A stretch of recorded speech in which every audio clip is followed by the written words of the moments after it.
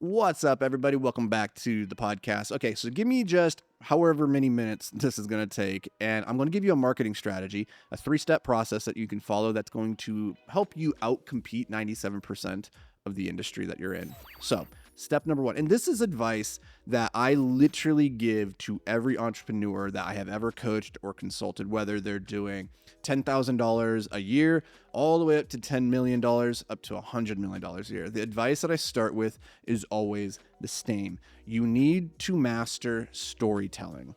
How you tell your story is everything. At the end of the day, people don't buy a product because the product is this cool, interesting thing. They buy the product because of the story they tell themselves about the product and how that product can either make their life better or make their life worse, right? Like, oh, I don't want that product because that thing doesn't add to the story I have for my life. You think about iPhones as a perfect example of this. The story people have around an iPhone is part of their identity. It tells people that I'm creative, that I like the high-end premium stuff, that the world belongs to the crazy ones who believe they can change it, right? All that stuff. And if you're an Android user, you're lame and boring and blah, right? There's a story associated with this and people buy into the story. Now, you might be a PC user. You might buy into that narrative of like, hey, I prefer to not be a sheeple. I prefer to have the customization ability to be able to crack open my machine and get in there and change out the parts because I am a connoisseur and a builder, right? Whereas the Apple user has a very different story that they tell themselves about the product. But if you want to be successful, you need to learn to tell your story. In particular, you got to learn to tell your origin story, your core stories, and then your more stories. And what I mean by this is your origin story is the story about how it is you got to here, right? It's the Peter Parker gets bit by a spider and becomes radioactive, and now he's Spider-Man, right?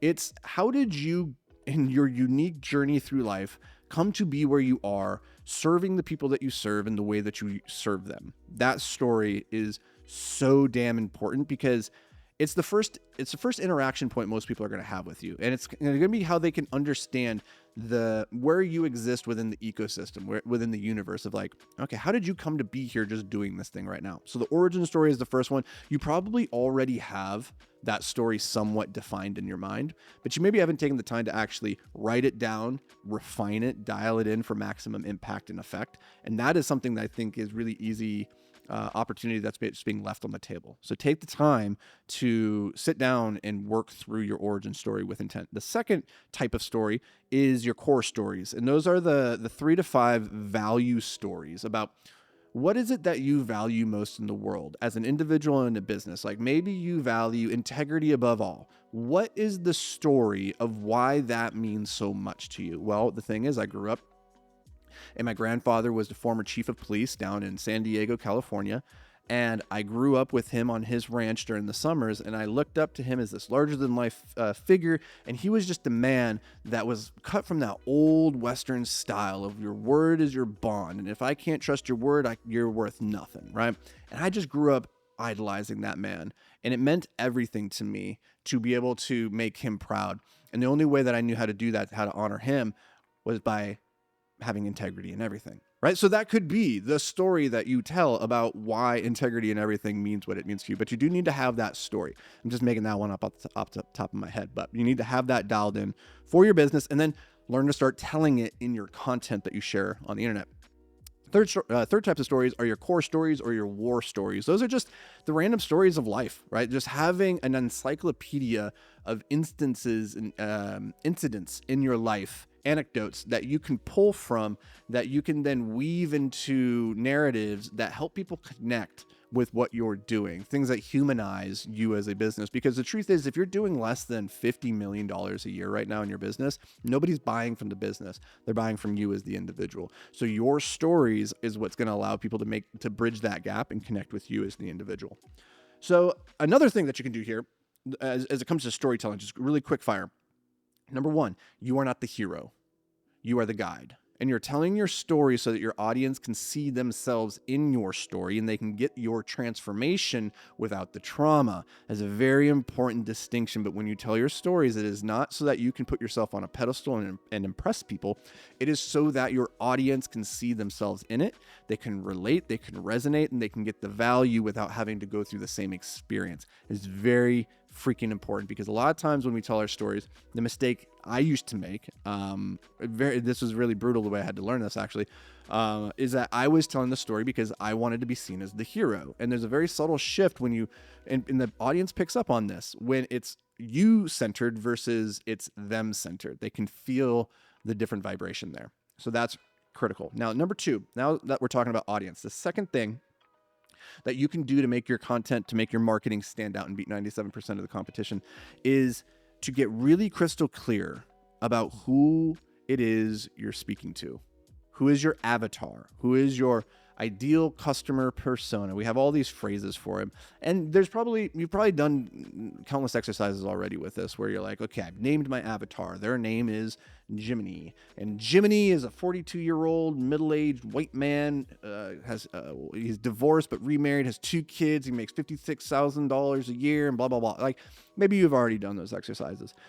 The most important thing I want you to think about, though, when it comes to Jiminy and your avatar, is when you're telling your stories, when you're making content, when you're marketing, I want you to think, how is Jiminy going to receive this?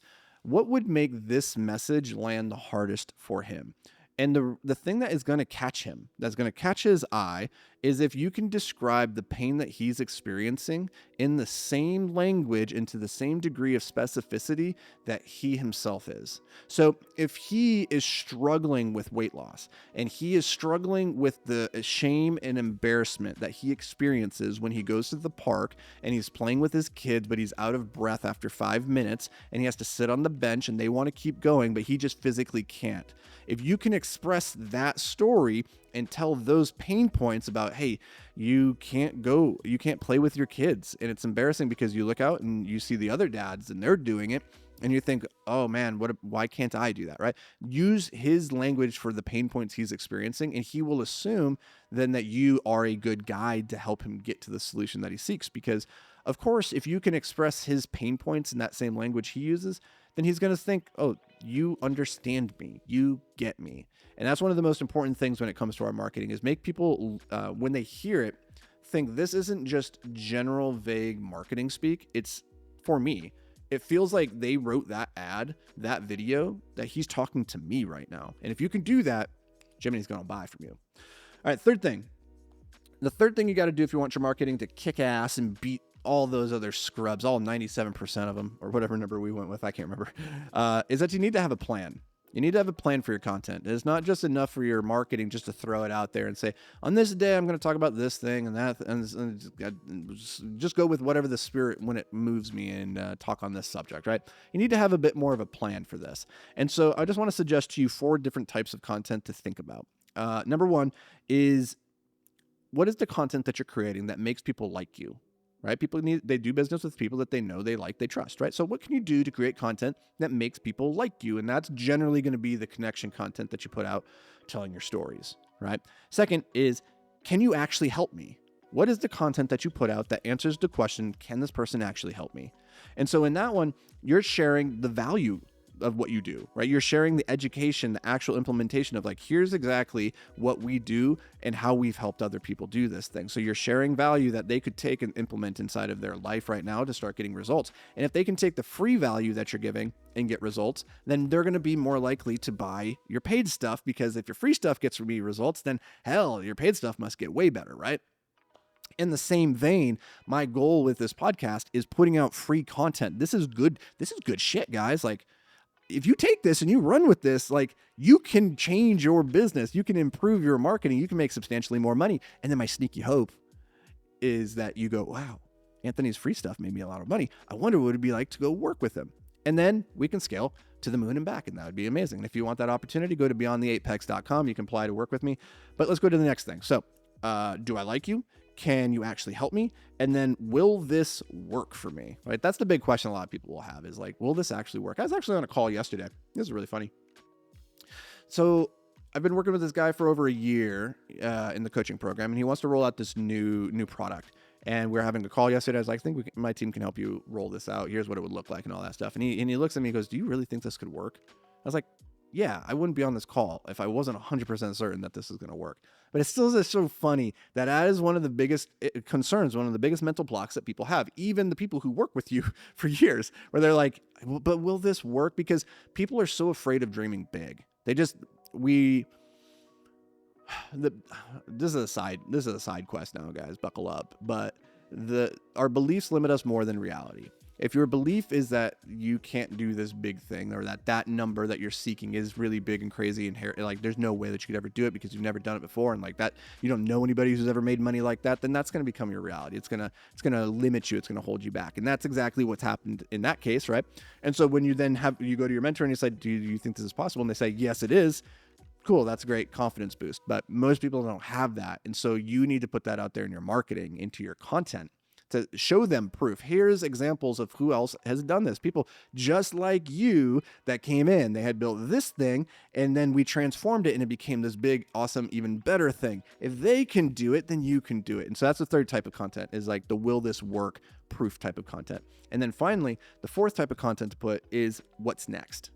What do you do next if you actually want to work with me, if you actually want the solution? And that's where you're talking about actually making content where you invite people to do business. So maybe that's doing an Instagram reel or a story that says, hey, we're opening 5 places in our program. In this, we have 3 places left for consults this month. If you want to work with me, just drop the word consult in the DM or go to beyondtheapex.com and apply for me, right? So like actually making the invitation to people, hey, if you want to work with me, here's how you do it. And you'd be surprised.